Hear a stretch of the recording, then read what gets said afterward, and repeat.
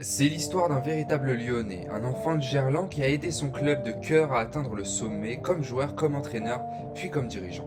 Bernard Lacombe, c'est un peu un enfant de Gerland parce que c'est le stade dans lequel il a marqué à la fois son premier but professionnel à 17 ans avec l'Olympique lyonnais et son dernier sous le maillot des Girondins de Bordeaux. Mais l'ancien attaquant, c'est aussi un enfant du football français. Il reste le deuxième meilleur buteur de l'histoire du championnat de France, avec 255 buts en près de 500 matchs, tour à tour avec Lyon, Saint-Étienne et Bordeaux. Il fait aussi partie des Bleus champions d'Europe à domicile en 1984, le premier titre majeur du football français.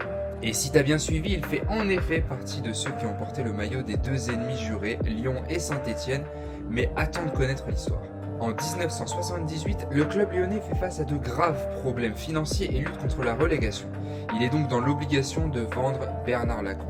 Et petite anecdote, l'attaquant ne vivra jamais à Saint-Étienne.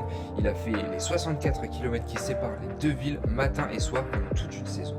Côté palmarès, il remporte une Coupe de France avec l'Olympique lyonnais et 3 fois champion de France avec Bordeaux. Et après sa carrière d'attaquant, il revient à Lyon comme directeur sportif. Il instaure le projet sportif qui va permettre de faire remonter le club en première division. Et après 4 ans en tant qu'entraîneur, il devient conseiller sportif de Jean-Michel Aulas à partir de l'année 2000.